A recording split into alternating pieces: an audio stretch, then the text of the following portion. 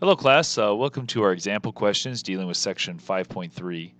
This deals with binomial distributions. So what we looked at in our previous lesson was dealing with binomial distributions in terms of the three different methods and using StatCrunch versus using some formula pieces. So I'm going to try to intermix that a little bit. You want to make sure that you're understanding how to deal with questions if you're given n, x, and p. Remember, n is the number of trials, x is the number of successes that you have, and p is the probability of success. You need to be comfortable showing the combination idea, kind of like what's shown here. So it should be a combination of n choose x, so choose 2 choose 1, then 0 point 0.4, which is p, raised to the x power, and then q, which would be 1 minus p, raised to the n minus x power. And you want to be able to multiply all that together to figure out what your answer is. So this one should be around 48% or 0.48. The next one, n is 6 and x is 3, so that'd be NCR with 6 choose 3. Then 3/4 raised to the x power, which is to the third, and 1/4 raised to the other third, and I should get 0.132. Realize if these probabilities are fractions and they don't end nicely, like 3/4 could be 0.75, and that would end really nicely. Let's say it was something like 5/6. You're better off leaving it as a fraction here versus a decimal in order to be successful on those questions. So that's something that you want to keep in mind as you're looking at that. In terms of your homework, StatCrunch can help some with some of these situations, but you need to understand how to show this idea. The expectation is you're going to be able to show this idea on a test scenario, so you might have to show that and be able to find that answer. Okay, this question says that planes take off from O'Hare International Airport outside of Chicago. There's a 40% chance it's delayed. So that would mean P is 0.4 and Q is 0.6 just by 100% and subtracting 40%. There are 6 flights, so n is 6, taking off from O'Hare to Indianapolis. Find the probability that 4 of the flights are delayed. So that would be 6 NCR 4, okay, because you're looking for the probability that x equals 4. Notice this notation here on the left. I didn't say that very much on the first slide, but what we're looking for is the probability that it is 4. So that'd be combination 6 choose 4. 0.4 is the probability it's delayed, so you want 4 flights to be delayed, and then 0.6 is not delayed, and there'd be 2. And the 4 and 2 should always make the 6. Those two numbers should always add up to n, those exponents. And you should get 0.138. To find the probability that at most 2 are delayed, I'd have to find the probability that x equals 0, probability x equals 1, probability x equals 2, and add all those things together. So I basically have to do the formula 3 times, and that's what I have written here on the right side of this scenario. I've basically gone through the NCR idea with 6 NCR 0, 6 NCR 1, 6 NCR 2, and then find all 3 of those answers and add them together. And it's just it's right around 54%. So is it reasonable for at least 2 flights to be delayed?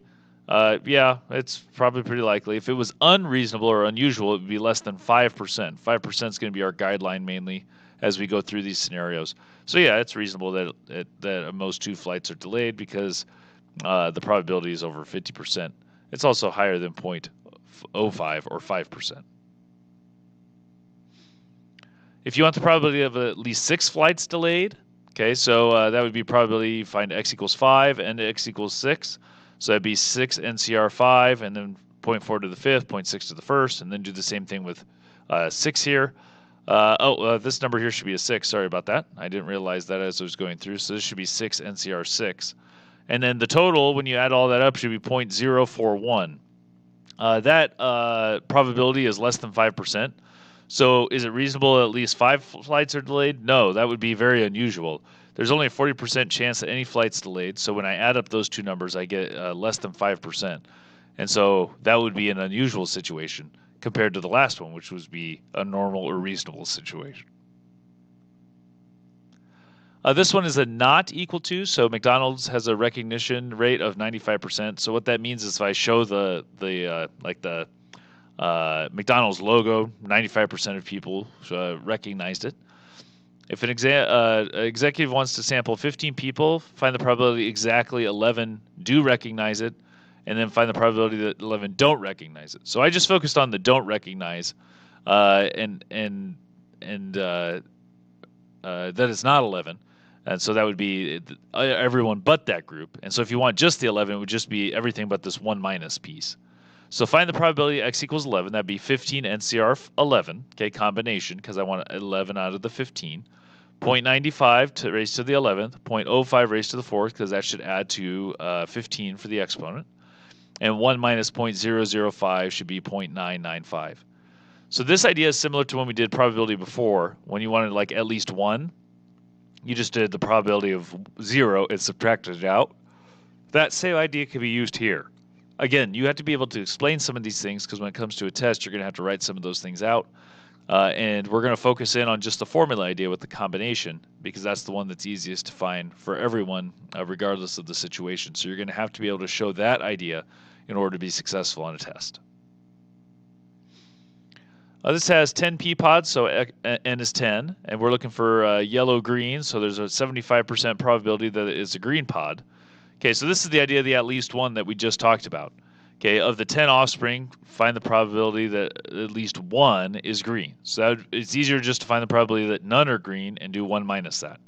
So that'd be a combination of 10, choose 0, 0.75 to the 0, 0.25 to the 10th. This number is going to be super small. Okay, it's got 1, 2, 3, 4, 5, 6 zeros, then 9, 5.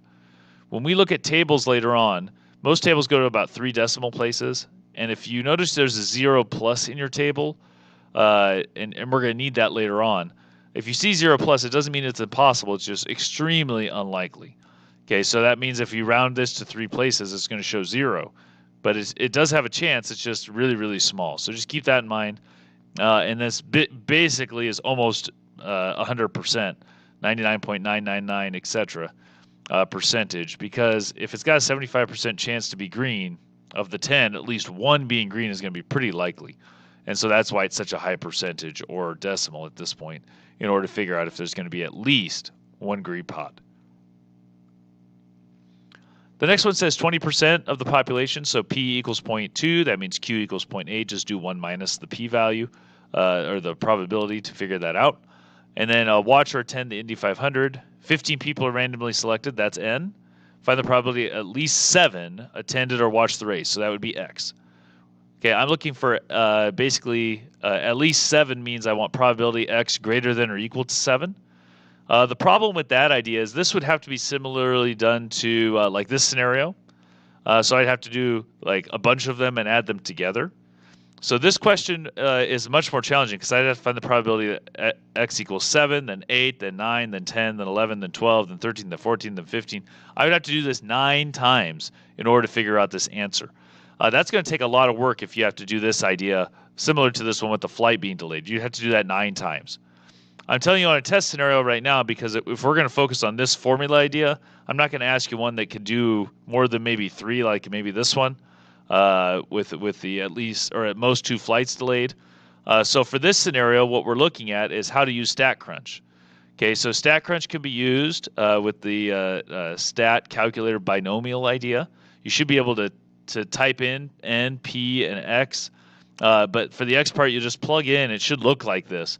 You want to test that out and make sure that you're finding the answer correctly. But try that out on StatCrunch using the binomial calculator. And then the answer should be less than 2%, 0.018. And so would it be unusual for at least 7 of the 15 to attend? Yes, because this is less than 5%. But again, you want to be able to use StatCrunch to be able to find some of these answers. If we don't have StatCrunch available, like on some test scenarios, I wouldn't ask you a question that would be at least 7.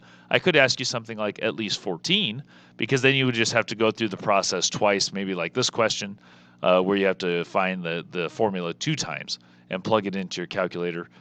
Those of you that have single-line calculators, you might find success with a double-line calculator where you can kind of type everything in at once with those combination scenarios.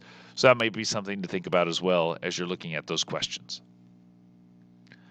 Okay, so overall, things to think about: how to use the formula with combination, and then making sure you know what P and Q are, probability of success, probability of failure. Make sure you know how to write things out so that you know how to type them in a Canvas test or written on paper. You'll want to make sure that you're able to plug things into your calculator accurately.